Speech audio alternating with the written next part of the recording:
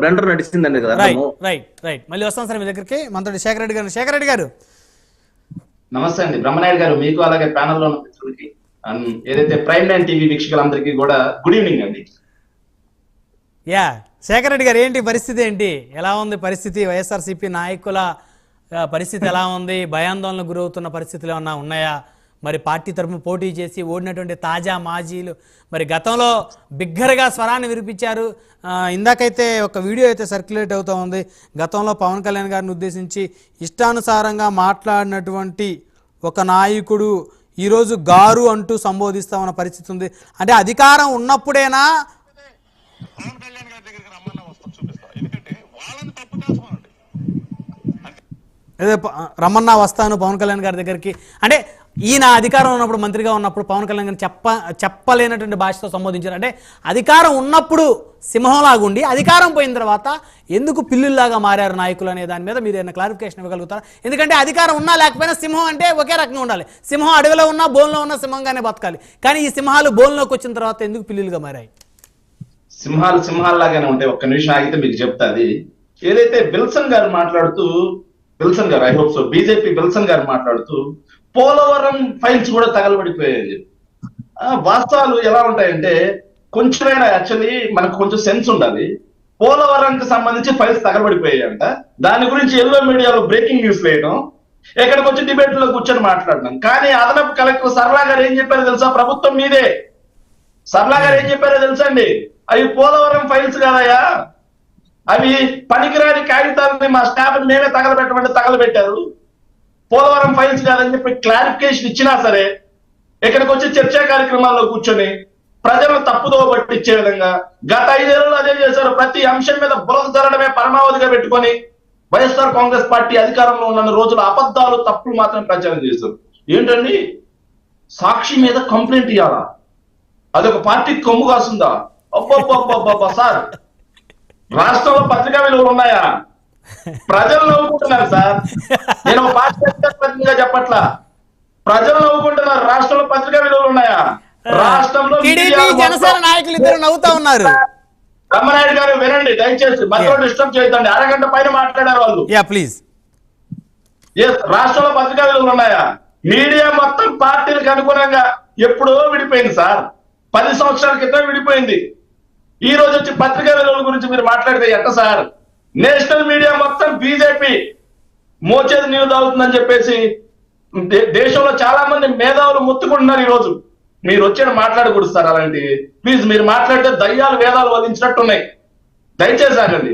ఏంటి సార్, రోజా గారికి నోటీసులు సర్వ్ చేశారా? ఎవరు చెప్పారు సార్ బ్రహ్మనాయుడు గారు మీకు రోజా గారికి నోటీసులు సర్వ్ చేశారని?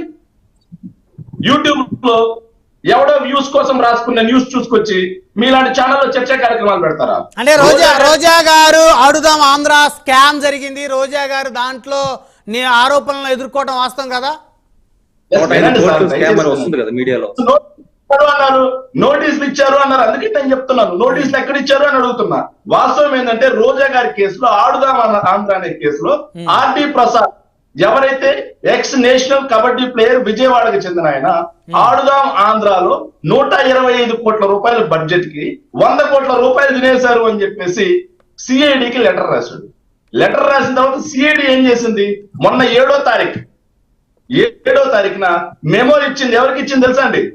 విజయవాడ కమిషనర్ గారికి మెమో ఇచ్చింది. ఏమని ఇచ్చింది? ఈ కేసు ఏదో మన దగ్గరకు వచ్చింది, దీన్ని ఒకసారి ఎంక్వైరీ చేయండి అని చెప్పి మెమో ఇచ్చింది. సో వాస్తవంగా దాని బడ్జెట్ ఎంతో తెలుసా అండి? 114.25 కోట్లు. కానీ అతను ఇచ్చిన కంప్లైంట్ లో 125 కోట్లు అని ఇచ్చాడు. 114.25 కోట్లు ఆడుదాం ఆంధ్రాలో 100 కోట్ల రూపాయలు తినేశారంట. దాన్ని ఆరోపణ చేయడం, మీరేమో చర్చా కార్యక్రమాలు పెట్టడం, వాటిని మేము భయపడాలా? ఇవన్నీ డైవర్షన్ పాలిటిక్స్ సార్. ఎంత డైవర్షన్ పాలిటిక్స్ అంటే, మీకు ఇప్పుడే మాట చెప్పాను, పోలవరం ఫైల్స్ తగలబడ్డాయా అని చెప్పేసి. పోలవరానికి సంబంధించి ఎక్స్పర్ట్ కమిటీ ఏదైతే ఉందో, ఇంటర్నేషనల్ ఎక్స్పర్ట్ కమిటీ సిడబ్ల్యూసికి ఈరోజు నివేదిక ఇచ్చింది. నివేదిక ఇచ్చిన దాంట్లో ఏముంది క్లియర్ గా? చంద్రబాబు నాయుడు గారి ప్రభుత్వ తప్పిదాల వల్ల 2016 నుంచి 19 మధ్యలో ఏది పూర్తి చేయకుండా, స్పిల్ ఛానల్ తీయకుండా, అప్రోచ్ ఛానల్ తీయకుండా, స్పిల్వే కంప్లీట్ చేయకుండా ఇవన్నీ కట్టడం వల్ల డయాఫ్రామ్ వాళ్ళు కొట్టుకుపోయింది. ఇది మొత్తం గత ప్రభుత్వ తప్పులు, చంద్రబాబు నాయుడు గారి ప్రభుత్వ తప్పులు అని చెప్పేసి ఎంత పెద్ద డేటా ఇచ్చింది. దాన్ని తప్పించుకోవడం కోసం పోలవరం ఎడంకాలు ఫైన్లు తగలబడిపోయాయి. ఇది డైవర్షన్ పాలిటిక్స్. తిరుపతిలో సార్ వీళ్ళ డైవర్షన్ పాలిటిక్స్ ఎలా ఉంటాయో చూడండి సార్. తిరుపతిలో ఇక్కడ చాలా మంది సార్ దేశోద్ధారకులు ఉన్నారు సార్, హిందూ మత ఉద్ధారకులు ఉన్నారు. మీ ఛానల్ అయితే చాలా మంది వస్తారు సార్. నేను చాలా సార్లు చూసా, వైఎస్ఆర్సీపీ అధికారంలో ఉన్నప్పుడు హిందూ మత ఉద్ధారకులు అయితే చాలా మంది వస్తున్నారు. అంతే ఈరోజు ఆడ నిద్రపోతున్నారో అర్థం కావట్లేదు నాకు. తిరుపతిలో సార్, తిరుపతిలో ఏదైతే తిరుమలను కూడా, తిరుపతితో పాటుగా తిరుమలను కూడా బాగు చేయాలని చెప్పేసి అప్పటి టిటిడి చైర్మన్ గా ఉన్న భూమన కరుణాకర్ రెడ్డి గారు ఏం చేశారు, దాదాపుగా మొత్తంగా 18 మాస్టర్ ప్లాన్ రోడ్లను డెవలప్ చేస్తూ మున్సిపాలిటీ నిధులతో పాటుగా ఏదైతే కార్పొరేషన్ నిధులతో పాటుగా టీటీడీ నిధులు కూడా వాడిన దాని మీద అప్పట్లో Janasena party, BJP party, TDP party, ముగ్గురే కాకుండా హిందూ సంఘాలు, ఇంకొంతమంది మేధావు ముసుగేసుకుని వచ్చిన వాళ్ళందరూ గంటల కొద్ది చర్చా కార్యక్రమాలు, ప్రభుత్వం మీద దుమ్మెత్తిపోసారు. వెంకటేశ్వర స్వామికి అపచారం జరిగిపోయింది, వెంకటేశ్వర స్వామి కొండ మీద వాడు పారిపోతున్న వెళ్తే అప్పకని చెప్పి మాట్లాడారు. వీళ్ళు అధికారంలోకి వచ్చిన తర్వాత సార్ మొత్తంగా 18 మంది విజిలెన్స్ అధికారులు పెట్టారు సార్ బృందం. తిరుమల తిరుపతిలో మొత్తం తొవ్వి తీస్తున్నామని చెప్పి తీసి దాదాపుగా 70 మంది, 75 మంది ఇంజనీర్లకి నోటీసులు కూడా ఇచ్చారు. ఆ ఇంజనీర్లు ఇంకా వివరణ ముందే పులివర్తి నాని గారు అడిగిందే తడువుగా చంద్రబాబు నాయుడు గారు సీఎంఓ నుంచి అటెస్ట్ చేసి తిరుమల నిధులు ఏ రోడ్లకు తెలుసా సార్, తిరుపతి చిగురువాడి, తిరుపతి తనపల్లి, తిరుచానూరు పూడి, రంగంపేట, ఐతపల్లి, ఈ 4 రోడ్లు కదా తిరుపతికి సంబంధం లేని బయట చంద్రగిరి నియోజకవర్గంలోకి టీటీడీ నిధులు వాడుకుంటుంటే ఏమయ్యారు సార్ వీళ్ళంతా ఈరోజు? ఏమయ్యారు ఈరోజు? ఏదైతే మన నోటీసులు ఇచ్చారో తిరుపతి టీటీడీ నిధులు వాడారని చెప్పి అదే ఇంజనీర్లకు ఈరోజు అప్రూవల్ చేయమని చెప్పి పంపించారు. ఇంజనీర్లే నవ్వుకుంటున్నారు సార్. ఇలా ఉంటుంది వీళ్ళ రాజకీయం, ఇలా ఉంటుంది సార్ వీళ్ళ రాజకీయం. ఇక ఐఏఎస్ ఆఫీసర్ల గురించి అబ్బా నాకు నిజంగా ఈయన ఎవరంటే మన టీడీపీ పార్టీకి చెందినటువంటి సాహెబ్ గారు మాట్లాడుతూ, సాహెబ్ గారు మీరు ఖచ్చితంగా క్షమాపణ చెప్పాల్సిన అవసరం ఉంది.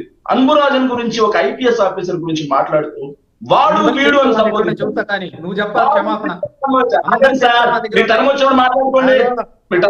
మాట్లాడుకోండి. మీరు ఆగండి సార్. ఒక ఐపీఎస్ ఆఫీసర్ గురించి వాడు వీడు అని సంబోధించేంత కుచస్థానానికి బూతుల గురించి ఆగండి సార్. నేను ఏం మాట్లాడుతున్నారు మీరు? 16 మంది ఐపీఎస్ల చేత రాష్ట్రం మొత్తాన్ని నాశనం చేశారు కదా. మరి ఒక అబద్ధాన్ని పదే ప్రజల్లోకి తీసుకెళ్లాలంటే ఎంత తాపత్రయపడుతున్నారు మీరు? అంటే ఈ సాక్షి పత్రికలో ఏదో జరిగిపోయిందని చెప్పేసుకున్నారు కదా, వాళ్ళ మీద ఎంక్వైరీ జరుగుతుంది. మెమోలు ఇచ్చారు, మాట్లాడు చెప్పిన అబద్ధాన్ని నేను వింటున్నా.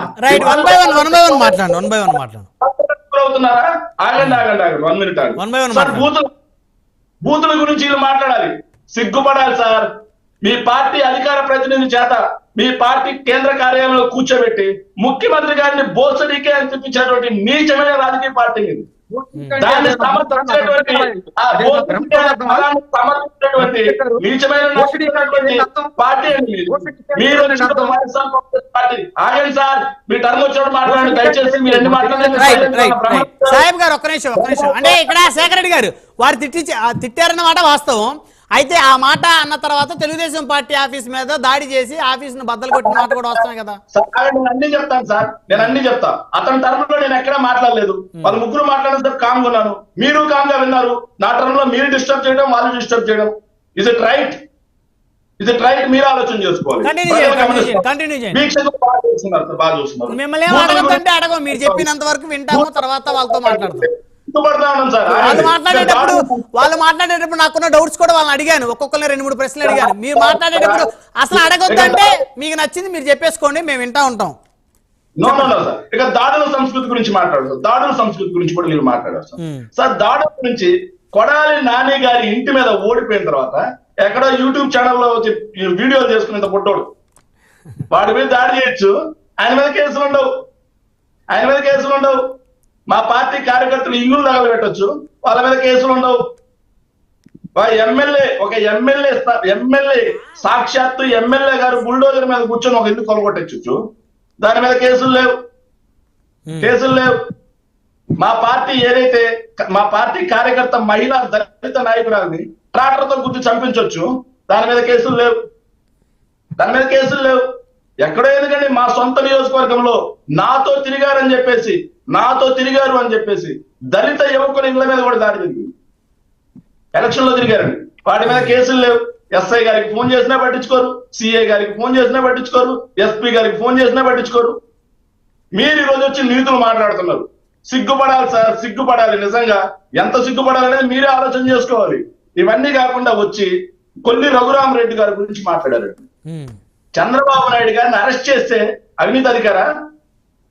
వాళ్ళల్లో విశాల్ గుండి అనే ఒక డైనమిక్ ఆఫీసర్ ఉన్నారు సార్. ఆయన గురించి మాట్లాడే అర్హత ఇక్కడ కూర్చొని మన ఎవరికి లేదు. He's a dynamic officer.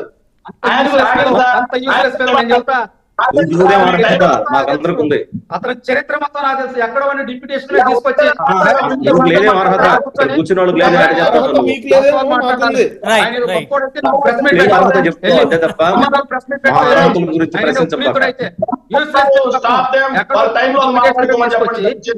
చేస్తారండి.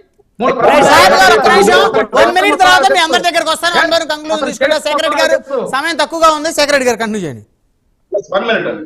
సో ఇంకోటండి, ఏదైతే ఏబి వెంకటేశ్వరరావు గారి అంశం ఆగండి సార్, మీ టర్మ్ వచ్చిన మాట్లాడు. ఏబి వెంకటేశ్వరరావు గారి గురించి మాట్లాడారు. వెంకటేశ్వరరావు గారి మీద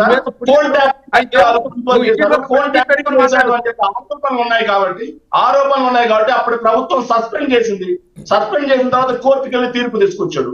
తీర్పు తీసుకొచ్చిన తర్వాత ఏ అయితే సర్వీస్ నిబంధనలు ఉల్లంఘించి ప్రెస్ మీట్ పెట్టి ప్రభుత్వం గురించి విమర్శించాడు కాబట్టి ఒక ప్రభుత్వ అధికారి స్థాయిలో మళ్ళీ సస్పెన్షన్ విధించాం అప్పుడు మేము అధికారం ఉన్నప్పుడు. ఎస్, మీకు చిత్తశుద్ధి ఉంటే, నిజంగా మీకు ధైర్యం ఉంటే, నిజాయితీ ఉంటే ఛాలెంజ్, మీకు సవాల్ విసురుతున్నారు తెలుగుదేశం పార్టీ అని కూటమి వాళ్ళందరికీ. మీరు 16 మంది ఐపీఎస్ ఆఫీసర్లని రోజు పొద్దున్నే వచ్చి 9ంటికి సంతకం పెట్టి 10ంటికి పోయి మళ్ళీ ఈవినింగ్ సాయంత్రం 5ంటికి సంతకం పెట్టి మీటింగ్ హాల్లో కూర్చోమంటున్నారు కదా. ఇలాంటి సంస్కృతి చరిత్రలో ఎక్కడైనా జరిగిందా? జరగకుండా పెట్టారుగా. వాళ్ళు తప్పు చేసిండు అని మీకు అనిపిస్తే ఎస్, వాళ్ళ మీద కేసులు పెట్టండి, సస్పెన్షన్ విధించండి. శేఖర్ రెడ్డి గారు 1 by 1 వస్తాం, సమయం తక్కువగా ఉంది. సాహెబ్ గారు, శేఖర్ రెడ్డి గారు మళ్ళీ వస్తారు, ఆగండి, సమయం తక్కువ ఉంది దయచేసి. సాహెబ్ గారు శేఖర్ రెడ్డి దయచేసి ఆగండి. మీకు చాలా సమయం ఇచ్చాను, వారందరితో మళ్ళీ మాట్లాడి మీ దగ్గరికి వస్తాను మళ్ళీ. సాహెబ్